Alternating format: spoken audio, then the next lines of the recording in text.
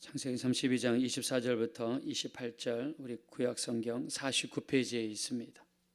야곱은 홀로 남았더니 어떤 사람이 날이 새도록 야곱과 씨름하다가 자기가 야곱을 이기지 못함을 보고 그가 야곱의 허벅지 관절을 치매 야곱의 허벅지 관절이 그 사람과 씨름할 때에 어긋났더라.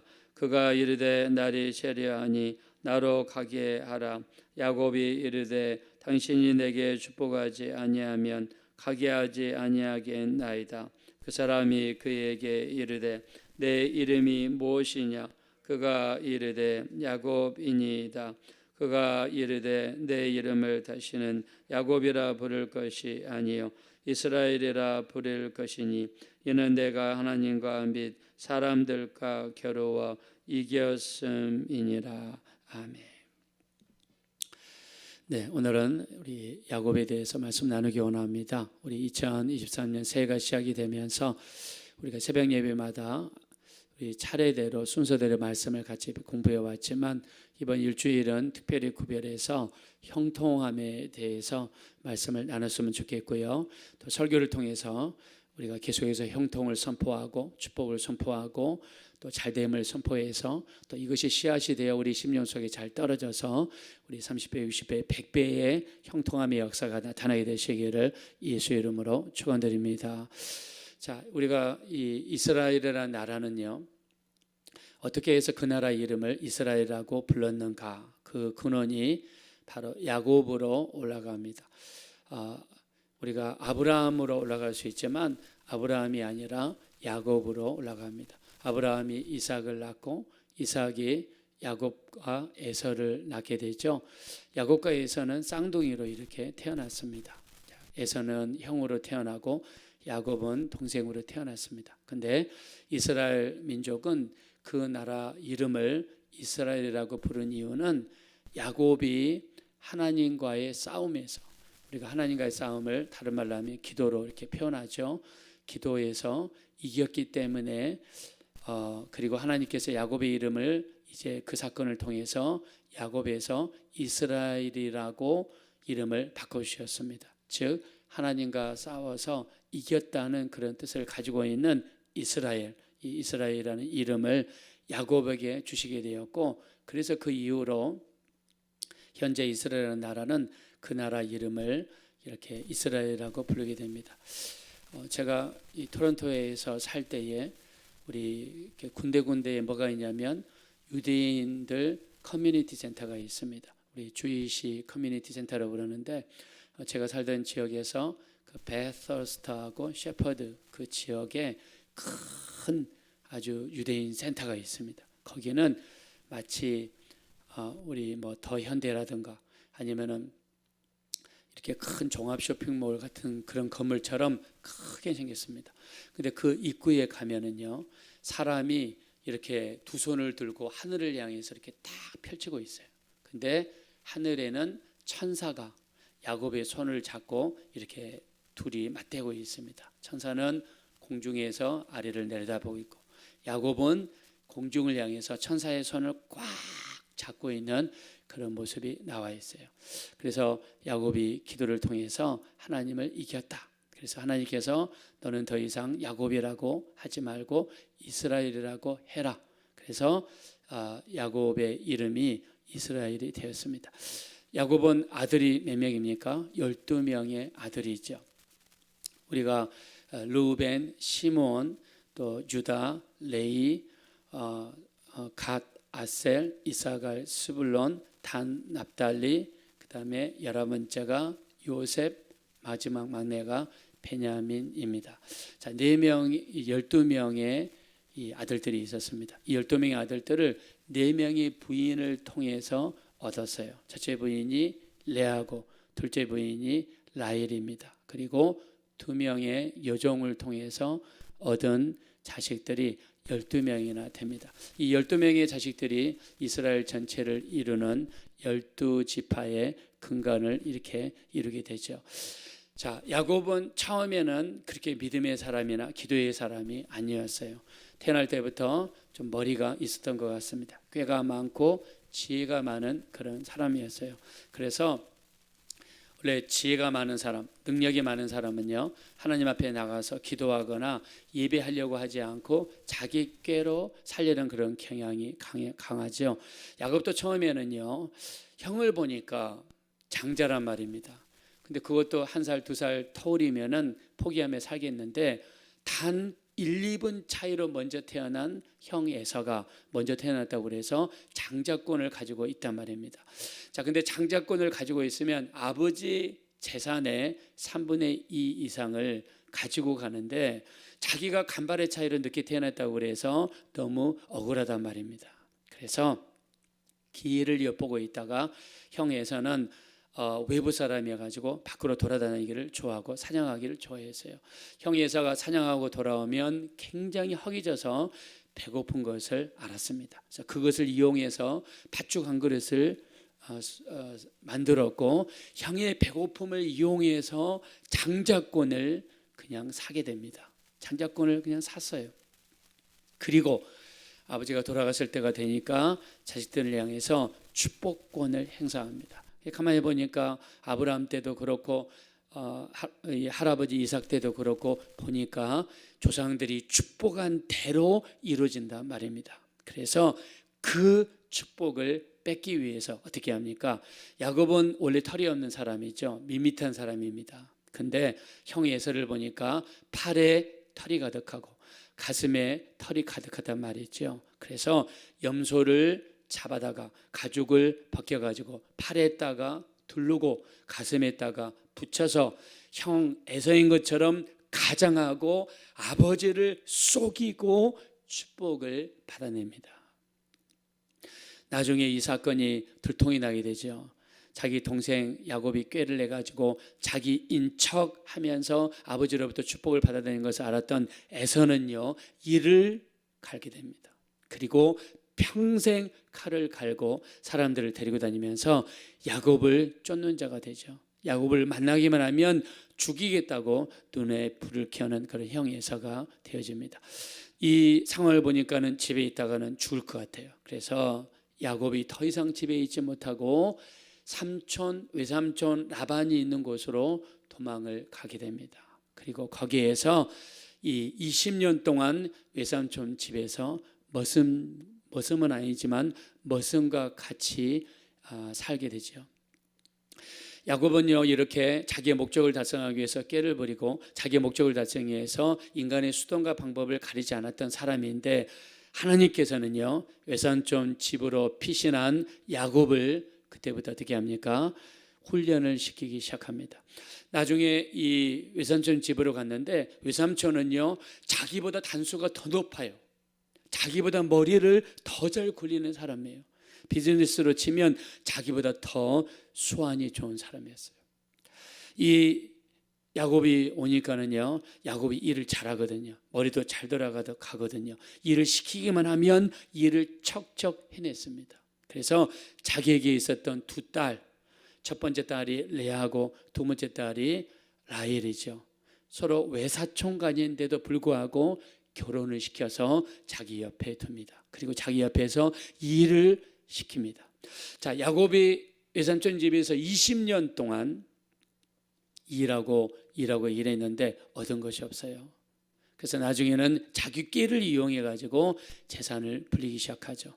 재산을 불리기 시작하니까 외삼촌의 재산보다 자기 재산이 많아지게 되죠. 이것 때문에 외삼촌과 더 이상 있을 수가 없게 됩니다. 그래서 거기를 떠나서 드디어 큰 재산을 이루어 가지고 자기 고향으로 돌아오는데, 문제는요, 자기가 돌아온다는 이야기를 듣고 20년 동안 칼을 갈았던 형이 혼자만 오는 것이 아니라 400명의 군사를 이끌고 자기를 치기 위해서 자기를 향해서 오고 있다는 첩보를 입수하게 됩니다. 20년 동안 그 모았던 재산이 하루아침에 날아가게 생겼어요. 4명의 아내와 11명의 아들들.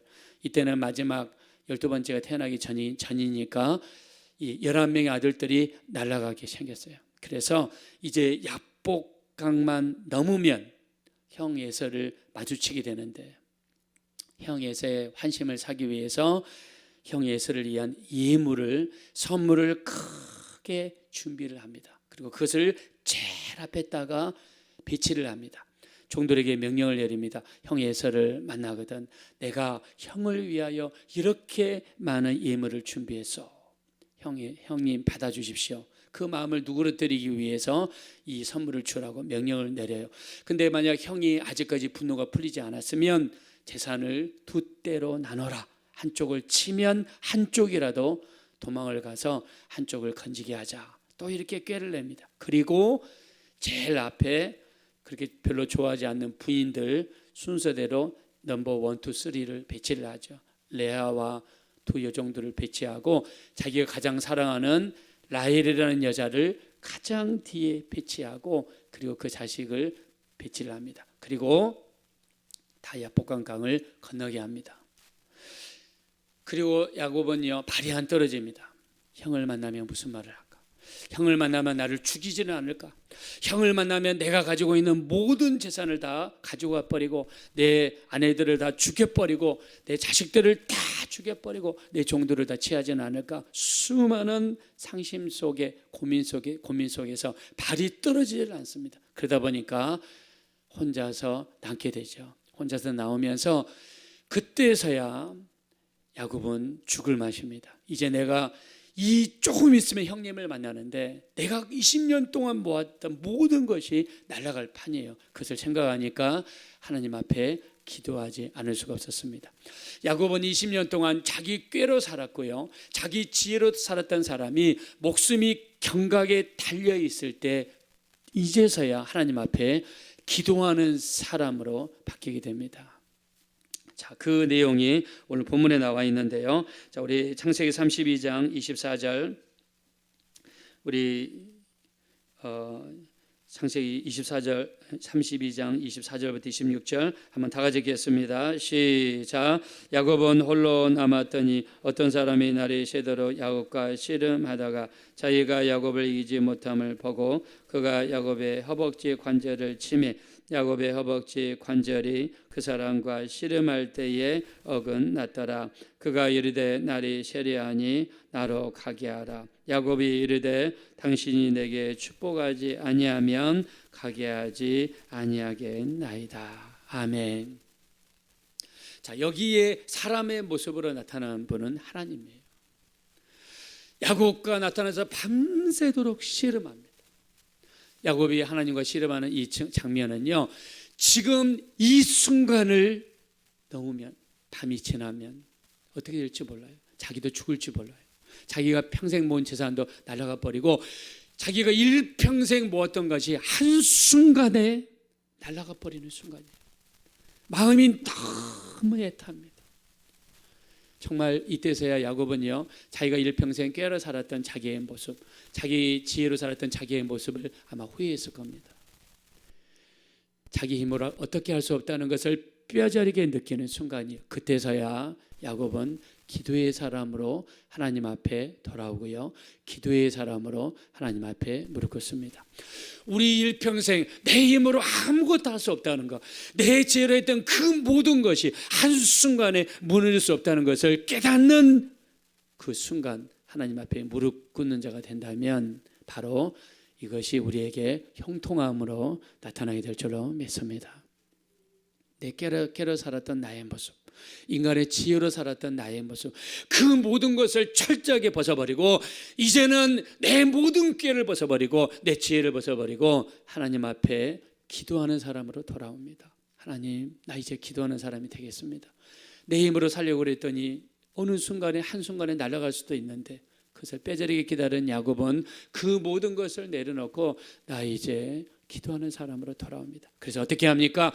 나를 축복하지 않으면 나를 도와주십시오. 내 이 위기를 이기게 도와주십시오. 나를 축복하지 않으면 가게 하지 않겠습니다. 정말 애절하고 간절한 모습으로 얼마나 기도했든지, 성경에서는 그 사람이 허벅지를 찼다고 그랬는데 얼마나 기도했든지 자기 허벅지가 나가버렸어요. 그 정도로 기도한 겁니다. 애절하고 기도했더니. 어떤 사람들은 그러죠. 제가 처음에 예수 믿을 때 이런 이야기가 많습니다. 기도원에 가가지고 기도하는데 산속에 들어가서 기도하는데요, 아침에 일어나 보니까 자기 발밑에 뱀이 눌려가지고 죽어있더라. 얼마나 간절히 기도하고 기도했던지 밑에서 뱀이 와가지고 죽는지도 모르고 기도했다는 거예요. 그렇게 사람들이 기도했습니다. 야곱은 자기가 얼마나 헛된 삶을 살아가는지 아마 느꼈을 거예요. 발이 안 떨어지니까, 여러분, 자기 아내들도 보내고 자식들도 보냈는데 왜 같이 안 가겠어요? 발이 안 떨어지는 거예요. 혼자 남은 거예요. 야곱이 다치면 다 잃어버리는 게 아니겠어요? 그제서야 인간의 한계를 깨닫고 기도하는 사람으로 돌아오는 것. 이게 여러분 형통함입니다. 우리가 일평생 내 모든 수단과 방법을 강구하고 시간을 다 허비하고 물질도 다 허비하고 그때서야 하나님 앞에 돌아오면 얼마나 여러분 시간 낭비, 물질 낭비겠습니까? 하루라도 빨리 하나님께 무릎 꿇고 하나님께 돌아오고 하나님께 맡기고 기도하며 산다는 것을 뼈저리게 깨닫고 기도하는 사람이 된다면 이것이 여러분에게 축복의 역사로, 형통함의 역사로 나타나게 될 줄로 믿습니다. 여러분, 우리 여의도 순복음교회 같이 개척했던 조영기 목사님과 개척했던 최자실 목사님, 여러분 아시잖아요. 나는 할렐루야 아주마이다. 제가 예수 믿고 나서 그 책을 읽었어요. 책이 그렇게 두껍습니다. 이번은요 1915년생이에요. 태어난 날도 8월 15일이에요. 황해도 해주, 바로 김포에서 위로 올라가면 그 황해도 땅입니다. 거기서 태어났어요. 근데 6살 때 아버지가 돌아가시니까 경제적으로 너무너무 어려워요. 어머니가 기술이 없으니까 남의 집에서 바느질감을 받아가지고 와가지고 싹 바느질을 해서 먹고 삽니다. 그러다가 친구의 전도를 받아서 천막 부흥회로 인도를 받았어요. 천막 부흥회에 갔는데 그 부흥회를 인도하시는 분은 한국의 무디라고 알려진 이성봉 목사님이에요. 지금도 여러분 유튜브에 가면 이성봉 목사님의 설교가 있는데 그렇게 은혜스럽습니다. 천막 부흥회에서 너무나 많은 은혜를 받았어요. 그 다음부터 교회를 다니기 시작하면서 성령의 충만함을 받았습니다. 그래서 홀로 고생하시는 어머니를 전도해서, 그때 어머니는 불교신자였는데 딸을 따라서 교회 다니기 시작하고, 어머니도 얼마나 은혜를 받았는지 밤으로 낮으로 기도하는 사람이 되고요, 일평생 하나님을 의지하는 사람으로 바뀌었습니다. 할렐루야. 기도하는 거예요. 딸을 위해서 기도하는데, 기도하는 집은요 하나님의 역사하시니까 일이 풀리기 시작하죠. 그래서 이 최자실 학생이 이 순명여고의 전신이었던 명신여학교를 하나님의 은혜로 들어가요. 집안에 먹을 것도 없고 학비 될 돈도 없는데 기도하다 보니까 하나님이 인도하셔가지고 명신여학교를 들어갑니다. 그리고 그때 졸업할 즈음에 입학시험을 보는데, 그때 당시에 가장 좋은 학교가 평양 도립병원에서 운영하는 간호사 양성소, 이게 일종의 간호대학인데 간호사 양성소의 경쟁률이 이렇게 높았답니다. 엄마하고 딸이 둘이 붙어가지고 기도했는데 하나님의 은혜로 간호사 양성소에 들어갔습니다. 그리고 거기에서 나와가지고 이제 간호사가 된 다음에 일을 하는데 이제 집안이 풀리기 시작합니다. 물질이 들어오기 시작합니다. 은행에 돈이 쌓이기 시작해요. 결혼을 했습니다. 서울로 내려가지고 이제 돈이 좀 생기니까 이 최자실 목사님이 보면 여장부입니다. 사업을 시작했는데 가만히 보니까 6.25가 끝난 다음에 비누가 부족하고 성냥이 부족하다는 말입니다. 그래서 성냥 공장을 세우고 비누 공장을 세웠는데 그렇게 잘 되는 거예요. 그래서 전국에 공장을 세운 거예요. 근데 문제는 이때부터 생겼어요. 주의를 지키던 사람이 주의를 안 지킵니다. 바보다는 핑계로 11조를 하던 사람이 11조를 빼먹어요. 돈이 많아지니까. 이 핑계 저 핑계 되면서 하나님, 내가 나중에 큰 돈 벌어가지고 교회를 내가 많이 짓겠습니다. 그렇게 기도하면서 넘어갔습니다.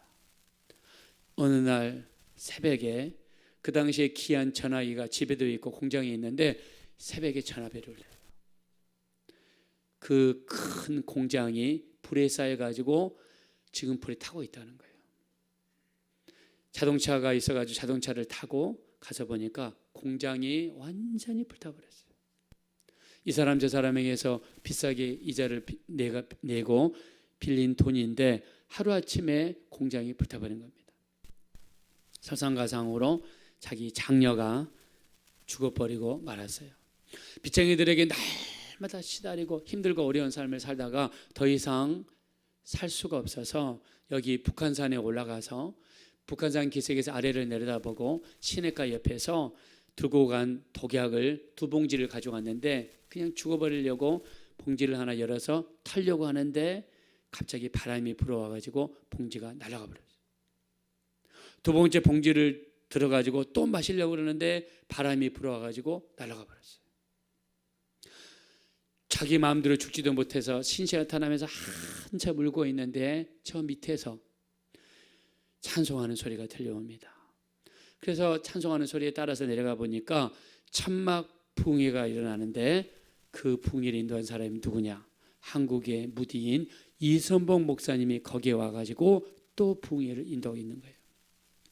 거기에 가서 자기 일평생 하나님을 떠나서 주의를 지키지 못하고 내 힘으로 내 꾀로 내 지혜로 살아왔던 자기 모습을 바라보고 철저하게 회개하고 눈물을 흘리며 회개합니다.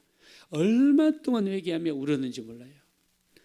이렇게 다시 하나님 앞에 돌아오면서 순복음 이승복 목사님의 인도로 순복음 신학교로 인도받게 되고 거기에서 신학교를 나오면서 조영기 목사님을 만나게 되고 그리고 불광동에 교회를 개척하게 되고 서대문으로 이사를 가게 되고 여의도로 이사를 가게 되면서 세계적인 교회를 이루고 세계를 돌아다니며 복음을 증거하는 사람으로 바뀌었습니다. 할렐루야.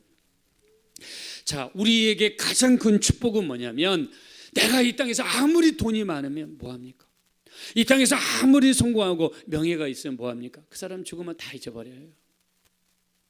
우리에게 남는 것은 예수입니다. 우리에게 남는 것은 믿음입니다. 우리에게 남는 것은 기도입니다. 우리가 이 땅에서 좋은 집에 못 살고 좋은 차 없고 아무리 가진 것이 없다 할지라도 지금 내가 기도할 수 있고 하나님을 의지하고 하나님께 소망을 두고 살아가는 것이 이 땅에서 우리가 받을 수 있는 가장 큰 축복이 되시는 줄로 믿습니다.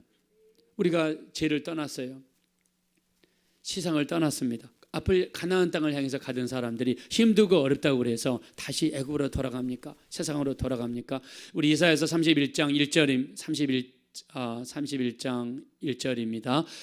애굽으로 도움을 구하러 돌아가는 자에게 화이 있을진저 말을 의지하고 병거의 많음과 마병의 강함을 의지하고 이스라엘이 하나님을 앙망하지도 아니하고 구하지도 아니하도다. 여호와께서 손을 펴시면 돕는 자도 넘어지고 도움을 받는 자도 엎드러져서 둘 다 함께 멸망하리라 말씀했습니다. 하나님이 손을 펴시면 멸망한다고 그랬어요. 하나님이 우리를 붙잡아 주셔야 됩니다. 우리 어떤 일이 있어도 기도 현장으로 돌아오시고 예배 현장으로 돌아오시고 말씀의 현장으로 돌아오시고 내 지혜와 꾀를 포기하시고 모든 걸 하나님께 맡기며 하나님 주시는 지혜로 살아가는 것이 우리에게 형통함으로 반드시 이루어지게 될 것입니다. 이렇게 하나님을 의지하시는 우리 모든 분들 되어지시기를 예수 이름으로 축원합니다. 이 시간 기도하실 때 정말 우리 2023년은 내 지혜로 내 꾀로 살지 않게 도와주시고 먼저 기도하는 현장으로 나아가서 하나님께 맡기고 하나님의 인도하심을 구하며 하나님 앞에 기도하는 우리 모두가 되어질 수 있도록 하나님께 우선권을 드리고 하나님의 지혜를 받아서 이 험하고 거친 세상에서 승리하며 살아가게 도와주십시오. 우리 합심으로 간절히 기도하겠습니다.